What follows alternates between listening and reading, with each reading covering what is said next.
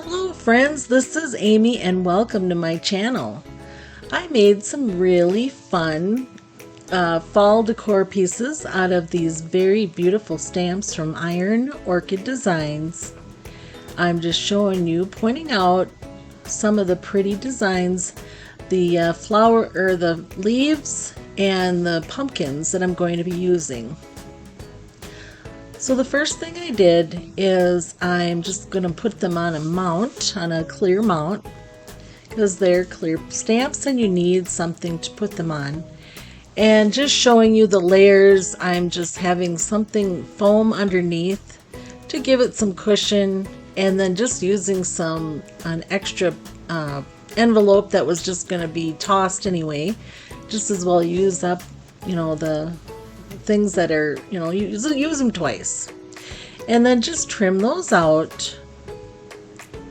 And now I'm taking those patterns that I've made from the stamps and I'm going to trace it around on the wood. And I'm just using good old pine wood. It's soft and easy to cut.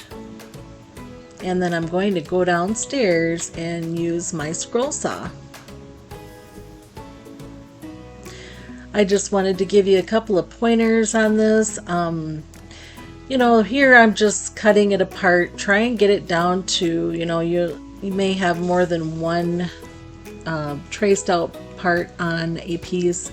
Get them down into manageable sections and then just kind of go at it at different angles. It takes a little practice, but you might, if you have a scroll saw, it's fun to use for things like this. The scroll saw is one that will do more fine details rather than a jigsaw, which actually a bandsaw is one where it's got a table and it does bigger, thicker pieces of wood, yet it's not as detailed. And this happens to be a scroll saw, so I am able to use it for these little cuts. And just see how I'm going in at different angles, cutting it off, pulling it out, doing it in a different angle. That's kind of how you do it.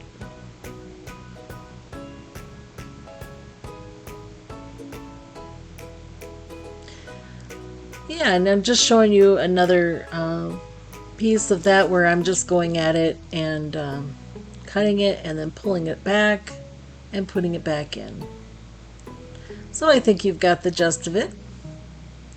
If you don't have a scroll saw, maybe you know someone that can do this for you if this is a project you'd like to do. And just so you know, you could use it with any stamp set. I just happen to like these because they're really big. And then of course we're going to get rid of all those burrs and sand it away so it's nice and smooth.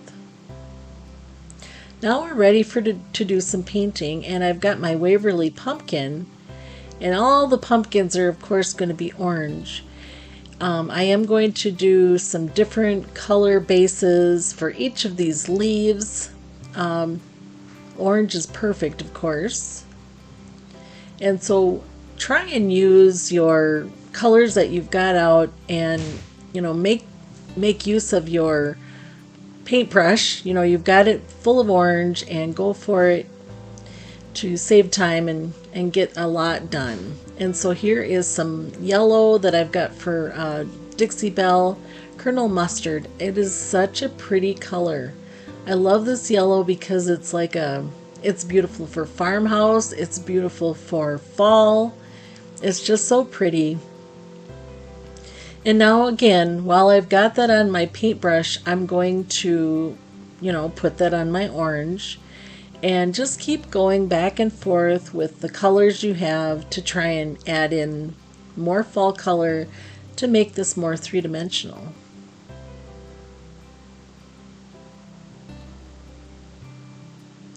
I was kind of looking at that, and I just wanted to make it a little darker, so then I'm just actually making more, just little blotches of yellow,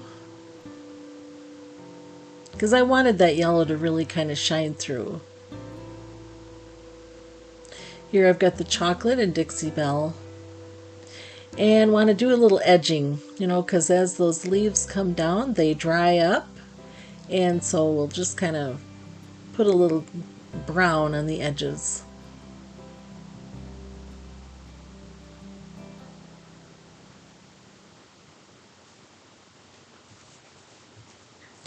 These ended up to be quite a bit of work when I looked at the whole process of going through and stamping, cutting, sanding, applying the paint, and then doing the stamping again. But it was a fun project to do.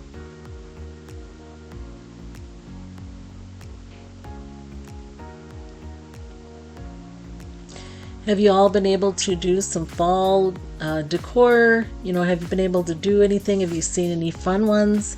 Fun videos? I just love the colors, and it's just so refreshing and nice. These will make nice little shelf sitters. You could put them in a tiered tray. You could put, you know, holes in them, more holes, and make a pretty little, you know, a hanger. We got to have a little green in there because, you know, we probably should have made one green because they started out green. We know these leaves started out green.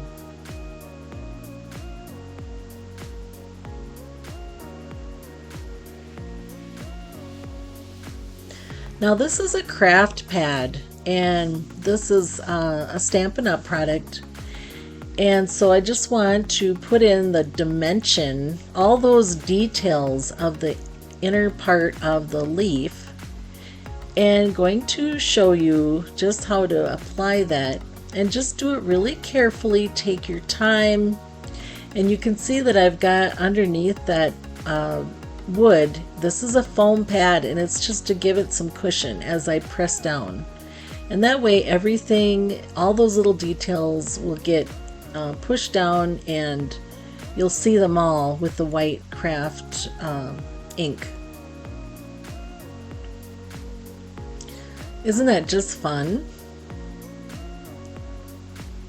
Here's a yellow one, and then I did get out, well, here I'm doing some more of that. I just was having so much fun with the white. I noticed that on the yellow one, it wasn't quite as dark as I'd like. These darker ones, boy, it shined and shone really good, the details. So then I decided to get out some brown, and I'll show you that one here soon. Apply, you know, even pressure, and just take your time. There's no rush, you know, give your surface time to get those inks embedded, and yeah, I just love how they turned out, so pretty. And see how the yellow is kind of, you know, it's not really standing out. So then I just went and got my StazOn. It's a saddle brown. This was also purchased by Stampin' Up. And I thought, I'm going to try this on the lighter color and see how I like it. And I really love it. Isn't that just gorgeous? You can see the difference. And then we're just going to stamp our pumpkins, and I did the same thing. I did white and some of that StazOn saddle brown. Now to get that off my stamp, I had to put some rubbing alcohol on it, and it came off just fine. But StazOn is a little bit different than just your regular inks. So you've got to use something like a, you know, an alcohol-based cleaner. What do you guys think? Do you like the white or the brown, or does it just kind of depend? I made one of these really big pumpkins, and I thought I'm going to use the brown because I kind of prefer that with the orange. But it's a trick. You know, you've got to get it all on there and hold it, because I don't have anything that big, you know, as far as a stamp or a block to put it on, I should say. So you just do your best, lay it down there, and then gravity will hold it in place, and just go ahead and push it down with your hands. And it's just so much fun. The lifting off is the best, isn't it?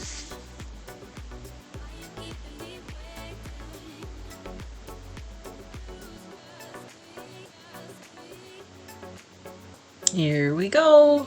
Ta-da! So fun. Yeah, I really did have fun with this. I hope you have fun with watching me do these fun leaves. When I got to this point, I was thinking, I love the tops of these, but what am I going to do for the sides? So I got my antique wax out, and I ended up just putting that in. And the reason I went with that is, of course, it's going to, go with all of the colors. And it's a little more, more fluid. It actually would go in the creases better. And it did actually, because the antique wax has a little bit of wax in there. And so it really did a good job of going into all those little creases. And here is the final result. The back, I did stain it with the antique wax as well. I'm pleased with how they turned out. They were fun to make. Just another way to use, your supplies.